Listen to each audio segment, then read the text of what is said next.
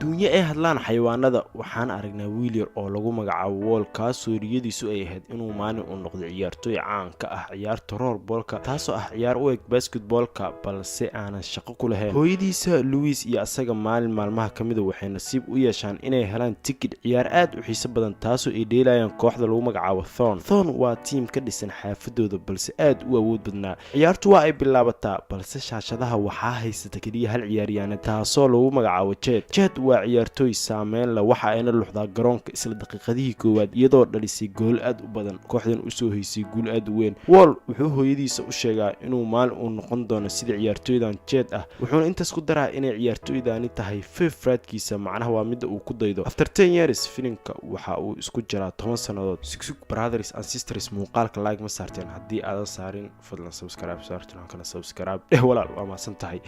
10 sano kadib Wall hadda waa wiil yar oo qaangaar ah balse hooyadiisa Louise waa ay fargaday balse nolosha kama uusan rajo dhigin maalin kastana wuxuu u almiitayaa siduu u gaari lahaa riyadiisa ah inuu maalmaha kamid ka soo muuqdo garoomada waaweyn. sidoo kale noloshiisa waxa uu ka dabaraa maqaayadii ay ka shaqayn jirtay hooyadiisa isagoo haatanna ka ah cunto qaade. maalin isagoo ku gudi jiray shaqadiisii ahayd deliveryga waxa uu arkaa garoon lagu dheelay ciyaarta rollballka waa uu soo galaa si uu u tareen gareeyo. halkaasi waxa uu kusoo bandhigaa talent cajiib ah balse shoodkii ugu dambeeyay aad u weyn ayaa kubadda ka dafo isagoona u sheegay inuu aad u jiryar yahay meeshan uu iskaga tago balse Wall wuxuu isku dayaa inuu ninka u sharaxo inuu Janice siiyo balse xariifkan feeraha weyn ma dhageysto waxa uuna u sheegaa inuu meesha iskaga baxo leave him alone. dhinaca kale waxaan aragnaa Jet oo ay cadaadis saarayaan taageerayaasha maadaama sanado isxiga aysan kooxdu wax koob ah qaadin taasina waxay u saweynayeen da'deeda oo weynaatay waxayna kula taliyaan inay kooxda iskaga fadhiisto ama ay ka tagto. Jet oo cadaadiska u dul qaada weysa ugu dambeyn waxay u imaataa faalo haweeneeda lagu magacaabo taasoo ah milkiilaha kooxdan Thrones. Jet waxay u sheegtaa inay u baahan yihiin ciyaartoy dhalinyaro ah oo talenti ah si ay guulo badan u soo hooyaan balse faalo oo u eg haweeney aanan daneynayn kooxda ayaa iska indha tirtay hadalkeeda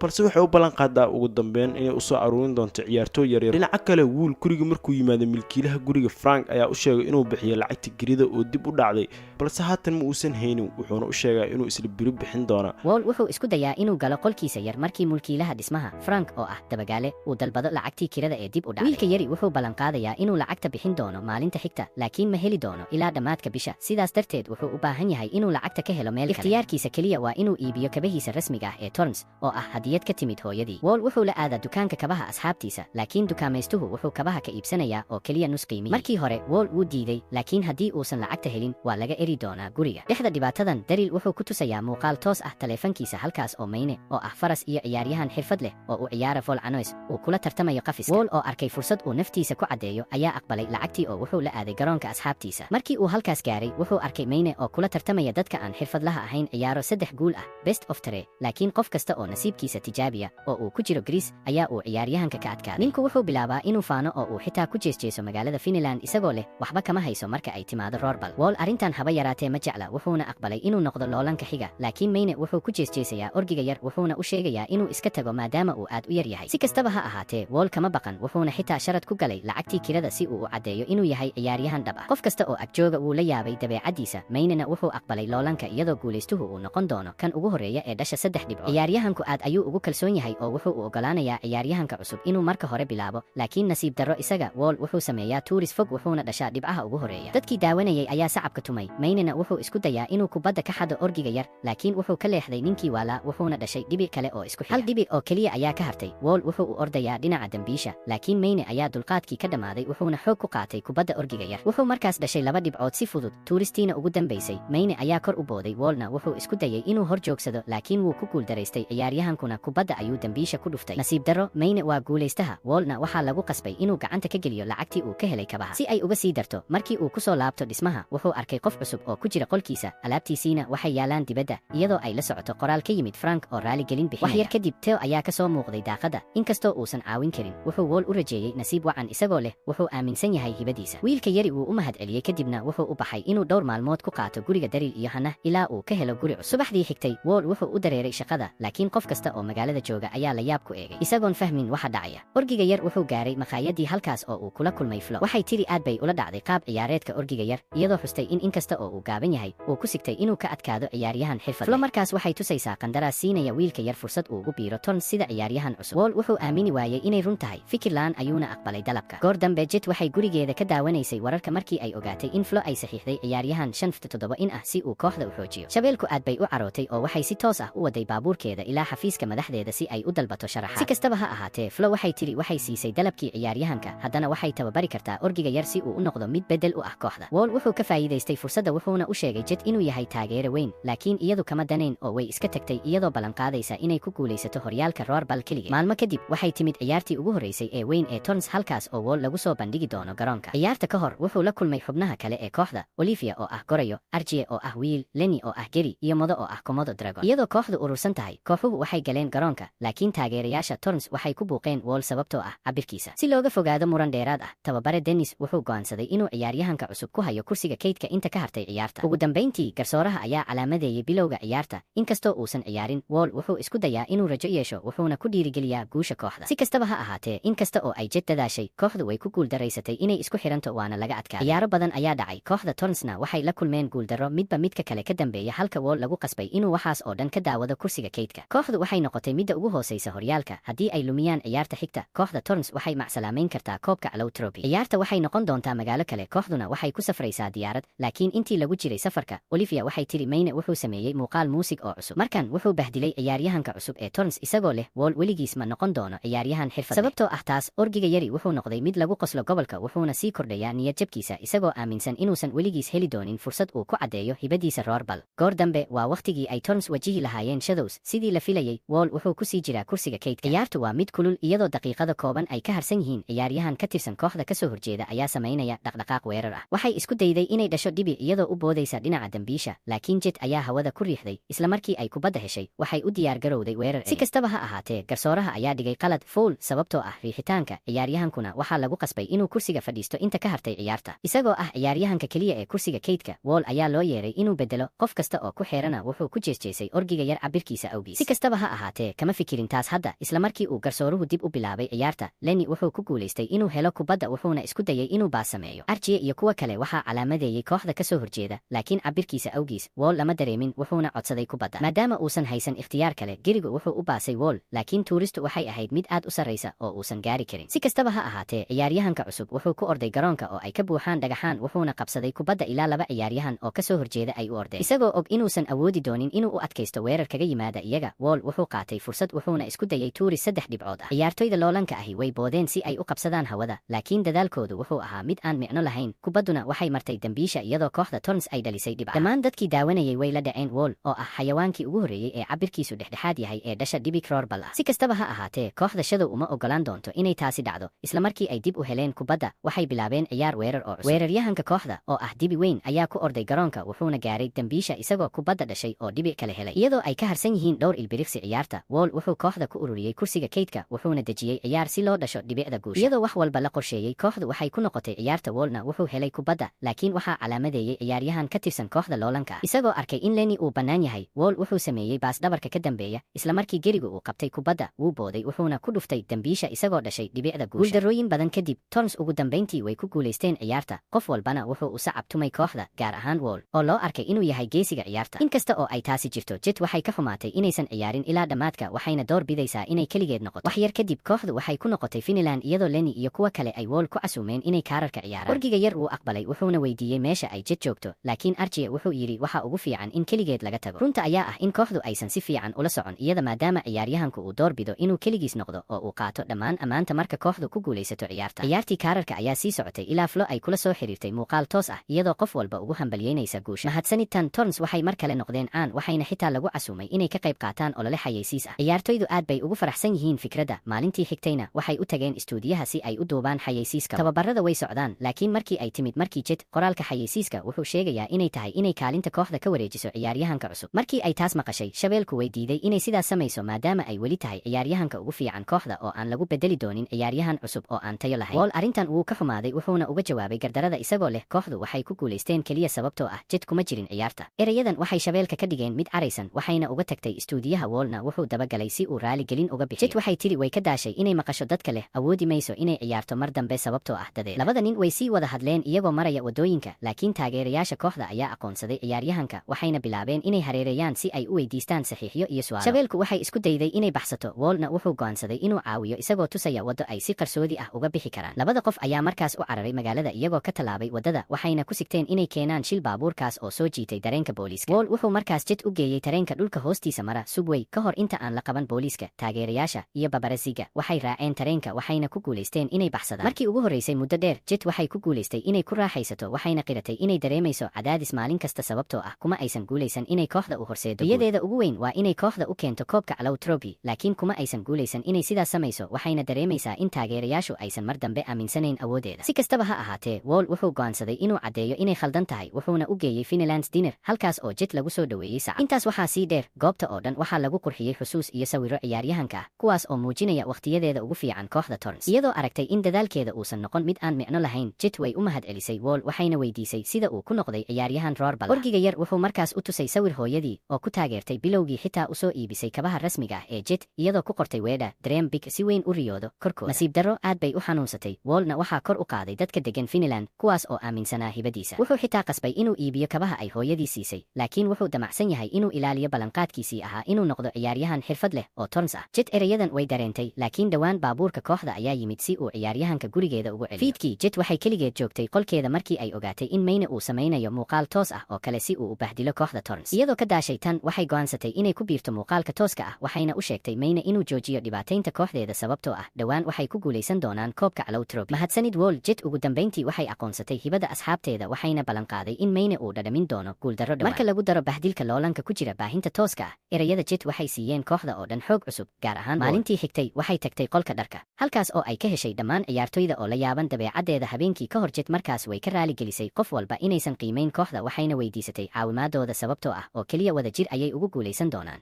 horyaalka roorbal. Qof walba wuu aqbalay inuu sidaas sameeyo oo uu ku jiro tababare Dennis oo diyaar u ah inuu si adag u tababaro. Markan tababaruhu wuxuu rabaa ciyaaryahan kasta inuu ka faa'iidaysto awoodooda laga bilaabo Archie oo ay tahay inuu isticmaalo xooggiisa si uu u xoojiyo difaaca. Marka xigta waa Lenny oo had iyo jeer ay dhayalsanayeen kooxaha kale sababtoo ah habkiisa qalafsan. Si kastaba ha ahaatee, tababaruhu wuxuu yiri wuxuu leeyahay gaarid mahadsanid qoortiisa dheer wuxuuna tahay inuu isticmaalo si uu kubadda ugu dhufto dambiisha masaafada fog. Lenny kadib waa markii Olivia oo had iyo jeer aan kalsooni ku qabin hibadeeda oo inta badan saameyn ku yeeshaan faalooyinka xun ee internetka. Sababtoo ah taas, Dennis wuxuu ka mamnuucay ciyaaryahanka inay isticmaasho taleefankeeda wuxuuna u sheegay inay isticmaasho xawaaraheeda ciyaaraha weerarka. Moto Lenny wuxuu ku hagaajiyey komodo Dragonka Indo diiran wuxuuna helay fariinta isagoo ballanqaaday inuu had iyo jeer diiradda saaro ciyaarta. Intaas kadib waa waqtigii la tababari lahaa Jet oo had iyo jeer ahayd yay keligeed garoonka ku jirta, laakiin hadda waxay u baahan tahay inay barato inay u shaqayso sidii koox oo ay samayso baasas. Ugu dambeyntii, Wall waxaa laga yaabaa inuusan lahayn dhererka ama xoogga uu kula dagaalamo kooxaha ka soo horjeeda, laakiin wuxuu leeyahay hibada xiddiga awood u leh inuu tuuro tuurista meel kasta oo garoonka ka mid ah. Fadhiyada tababarku waa kuwa aad u adag, laakiin waqti kadib ciyaartoydu waxay bartaan inay wada shaqeeyaan. Tanina waxay u tarjumaysaa guulo horyaalka. Torrens waxay gaareen semifinalka waxayna ku sigteen inay wada dabaaldegaan xaflad markii Jet ay Flo u yeertay. Maamulaha kooxdu waxay markaas muujisay inay iibisay Torrens kooxda magaalada hoose. Ma aysan filayn in ciyaartoydu ay horumariyaan horyaalka, sidaas darteed waxay u malaysay inay ugu fiican tahay inay iibiso kooxda oo ay haysato dhammaan lacagta. Si kastaba ha ahaatee, mulkiilayaasha cusub waxay rabaan inay gebi ahaanba dib u eegaan kooxda mana damacsana inay saxiixaan ciyaartoydii hore oo ay ku jirto Jet. Ciyaaryahanka way naxday markii ay ogaatay tan iyadoo aysan ogeyn. Wall wuxuu maqlay wax walba wuxuuna yiri waa inay u sheegaan kooxda. Si kastaba ha ahaatee, Jet way ka mamnuucday iyadoo leh haddii ay ogaadaan waxaa laga yaabaa inay lumiyaan diiradda oo ay lumiyaan semifinalka. Maalmo kadib waa waqtigii lala ciyaari lahaa Shivers iyo inta Archie iyo kuwa kale ay ku faraxsan yihiin. Jet iyo Wall waxay dareemayaan neerfo ku saabsan inay qariyaan runta. Ciyaarta ugu dambeyntii way bilaabatay mana qaadanayso waqti dheer kooxda Torrens inay ogaadaan inay wax khaldan yihiin. Jet uma muuqato inay la xiriiri karto kuwa kale kooxda ka soo horjeedana way ka faa'iidaystaan tan si fudud ayay dhibco u helayaan taas oo keliya shabeelka ka dhigaysa mid sii neerfo leh. Iyadoo ciyaartu ay ka sii darayso, Wall wuxuu isu keenay dhammaan kooxda wuxuuna go'aansaday inuu sheego runta ku saabsan iibinta kooxda. Waxay haystaan keliya labadii ciyaarood ee ugu dambeeyay ee kooxda iyadoo kooxdu ka doodayso waxa dhigi doona. Jet waxay gaartay xadka waxayna tiri waxay ku guulaysanaysaa ciyaarta si kasta. Isla markii garsooraha uu dib u bilaabay ciyaarta, shabeelku waxay qaadatay kubadda waxayna dhashay dhibig, laakiin weli waxay hal eber dhibcood ka dambeeyaan Shivers. Jet markaas waxay bilaabaysaa inay samayso ciyaaro shakhsi ah iyadoo ka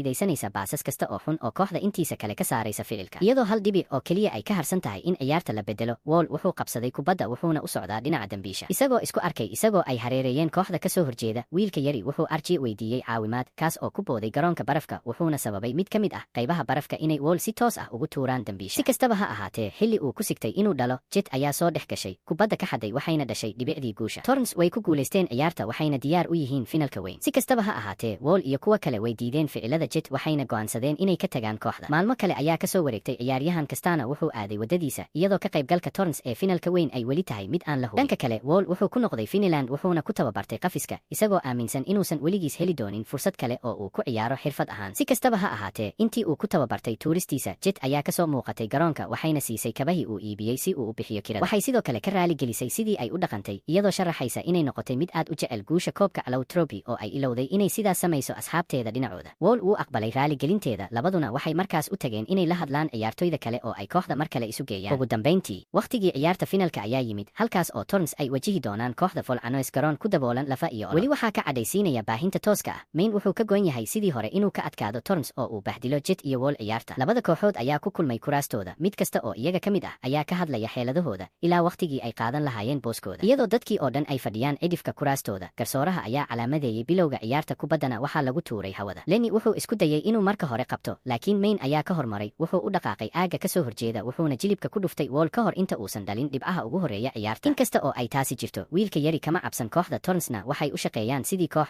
iyadoo Jet u baasaysa kubadda Archie si ay u yareeyaan dhibcaha. Qaybtii hore waxay ku dhammaatay iyadoo kooxuhu barbaro yihiin, taas oo Maine ka dhigaysa mid xanaaqsan, wuxuuna amar ku bixiyey kooxdiisa inay kordhiyaan dhibcaha si kasta oo ay ku suurtoobi karto. Qaybtii labaad ayaa sii socotay, isla markii Wall uu helay kubadda, wuxuu ku orday inuu dhalo, laakiin Maine ayaa ku soo orday xawaare buuxa. Si loo ilaaliyo orgiga yar, Jet waxay hor istaagtay, laakiin waxaa riixay Maine waxayna ku dhammaatay inay jebiso lugteeda. Ciyaarta markaas waa la hakiyey, Jetna waxaa loo cararay qolka caafimaadka, halkaas oo dhakhtarku sheegay in jilibkeedu uu dhaawacmay. Haddii ay sii wado ciyaarta, waxay la kulmi kartaa dhaawac joogto ah, xirfadeedana dhan ayay ku dhammaan kartaa. Iyadoo ciyaaryahankooda ugu fiican maqan yahay, kooxdu waxay u malaynaysaa inay tahay dhammaadka, laakiin Wall wuxuu ku dhiirigeliyaa inay sii wadaan sababtoo ah sida hooyadiis u baratay, waa inay had iyo jeer si weyn u riyoodaan. Jet way ku raacday orgiga yar, inkastoo aysan ciyaari karin, waxay go'aansatay inay ku sii jirto kursiga kaydka oo ay taageerto inta lagu jiro ciyaarta oo dhan. Labada kooxood ayaa ku noqday garoonka markii Jet ay soo muuqatay, waxaa sacab ku dhiirigeliyey dhammaan dadkii daawanayay, kuwaas oo aqoonsaday hibadeeda iyo dadaalkeeda. Dhiirigelintan, Torrens waxay isu diyaariyeen ciyaarta, Motona wuxuu qaatay booskii Jet. Ciyaartu way sii socotay, iyadoo ilbiriqsi ay ka harsan yihiin qaybta saddexaad. Wall wuxuu qabsaday kubadda, wuxuu ku dhuftay dabaqa, Oliviana way qabsatay rebound ka weyna booday. Maine wuxuu isku dayay inuu sameeyo isla sidaas, laakiin Olivia waxay isticmaashay baalasheeda si ay hawada ugu duusho, waxay qabatay kubadda waxayna u duushay dhinaca dambiisha, iyadoo dhalisay dhibicda oo ninkii waalaa wejiga kaadiso. Ugu dambeyntii, qaybtii afraad iyo tan ugu dambaysay ayaa timid, iyadoo garoonku bedelayo qaabkiisa, dhagxaantuna ay kor u kacayaan. Mahadsanid Lafaga. Dhulka oo noqday mid aan xasiloonayn, ciyaarta waxay u noqotay mid ka sii adag Torrens, laakiin way sii wadaan. Wallna wuxuu dib u bilaabay ciyaarta isagoo haysta kubadda. Mar kale, Maine ayaa ku soo orday, orgiga yarna wuxuu u orday si dhaqso ah oo uu awoodo dhinaca dambiisha, laakiin waxaa riixay qofka ka soo horjeeda wuxuuna ku dhacay dhagxaanta. Inkasta oo ay jirto gardaro, garsooraha ma uusan dhigin qalad, taas oo ka cadhaysiisay Archie, wuxuuna ku weeraray Maine madax bilaabasho. Dagaal yar ayaa ka qarxay garoonka sababtoo ah dabeecadda wiisha. Garsooraha wuxuu u diray kursiga kaydka inta ka hartay ciyaarta, isagoo ka maqan ciyaaryahan. Torrens si toos ah ayaa looga saari lahaa, laakiin Jet, inkasta oo dhaawaceeda, waxay go'aansatay inay mar kale soo gasho ciyaarta. Maadaama uusan haysan ikhtiyaar kale, Dennis wuxuu u oggolaaday inay ciyaarto, wuxuuna tusay ciyaar cusub oo u horseedi karta kooxda guul. Kooxdu waxay raacday tilmaamaha tababaraha waxayna ku noqdeen garoonka, iyadoo dhibcuhu yihiin 1-4 dhibcood Volcanoeska ka dhanka ah 1-2 Torrens. Iyadoo 2 eber ilbiriqsi ay ka harsan yihiin ciyaarta, garsooraha ayaa calaamadeeyay ciyaarta inay dib u bilaabato. Motona wuxuu ku guulaystay inuu marka hore gaaro kubadda, xitaa garoonka oo kor u kacay, wuxuu u baasay Olivia oo ka leexatay ciyaaryahanka ka soo horjeeda, waxayna u baastay Lenny. Isagoo isticmaalaya qoortiisa, wuxuu kubadda kor ugu tuuray. Mainena wuxuu isku dayay inuu qabto, laakiin Wall wuxuu ku guulaystay inuu madax kaga dhufto. Ugu dambeyntii, Jet waxay u gashay burburin, waxayna kubadda ku qabatay hawada, laakiin markii ay dhulka ku degtay, waxay ku degtay lugteedii dhaawacnayd, lafaha oo sii jabay. Kooxda Volcanoes ayaa hortiisa taagan si ay u horjoogsadaan tuuristeeda, laakiin markii Jet ay isku dayday inay samayso ciyaarta, waxay isticmaashay dabadeeda si ay kubadda ugu baasto Wall. Orgiga yar wuxuu qabsaday, Mainena wuu soo weeraray si uu u weeraro, laakiin Wall wuxuu sameeyey tuuri 3 dhibcood ah, isagoo kubadda u diray meesha ugu sarreysa garoonka. Qof walba wuxuu daawaday filasho ilaa kubadda ay ka soo dhacayso dhinaca dambiisha, waxayna martay shabaqii, iyadoo kooxda Torrens ay ciyaarta beddeshay. Taageerayaashu waxay ku waasheen guushan xiisaha badan. Sanado badan kadib, Jet iyo kooxdeedu waxay guriga u kaxaysan karaan koobka Allow Trophy. Shabeelku waxay u mahadcelisay Wall dhammaan caawimaadeeda, kooxduna waxay go'aansatay inay la dabaaldegaan taageerayaasha garoonkii hore ee magaalada Finland. Iyadoo lagu hareereeyay qof kasta oo soo dhoweeyey, Wall wuxuu jeediyey khudbad uu ugu mahadcelinayo kooxda, taageerayaasha iyo gaar ahaan hooyadii inaysan marnaba u ogolaan inuu ka quusto riyooyinkiisa. Kooxdu waxay ka murugootay inaysan mar dambe qayb ka noqon doonin Torrens, laakiin Moto wuxuu leeyahay yaab, wuxuuna muujiyey qandaraaskii, isagoo isu muujiyey inuu yahay mulkiilaha cusub ee kooxda. Wuxuu muujiyey inuu qandaraaska ku helay mahadsanid ciyaar una. Haddana kooxda oo dhan ayaa dib loo saxiixay. Wall iyo asxaabtiisa waxay u dabaaldegeen guul kale, iyadoo orgiga yar uu hubo in meel meel kasta oo ay joogto hooyadiis ay aad ugu faraxsan tahay